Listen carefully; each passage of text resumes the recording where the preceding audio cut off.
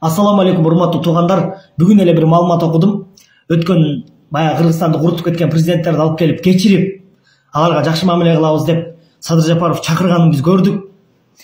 Мен ушу айтат элем бийликке. Силер кимсиңер? Мына биздин Кыргызда жаш энелердин көз жашын төгүп, жаш балдардын канчасын кырып, Кыргызстандын тоолорун сатып, жерлерин ар кимге берип, экономиканы эң төмөн деңгээлге түшүрүп кеткен адамдарды кечирип, анан Кыргызстанга алып келем деген силер кимсиңер вообще? Алар тарых алдында, салт алдында, нарк алдында жооп бериш керек. Биздин бүгүнкү күндө мына соттор вообще иштебей аткандан кабар берет. Ошолорду ушунча канчалаган адамдарды өлтүрүп, канчалаган жерлерди берип сатып, Кыргызстандагы экономиканы курутуп кеткен адамдарды алып келип кечирүү бул соттун иштебей атат деген эле нерсеси. Биздин муну ата бабаларыбыз белгилеп, баса белгилеп айтып кеткен. Эгер кимде ким падышалыкты өзүнүн колуна алып, мен кылып ийем, мен курутуп ийем, мен бүтүрүп ийем деп алган болсо, жана ошо сөзүнүн өтөөсүнө чыга албаса, анын жазасы өлүм деген да.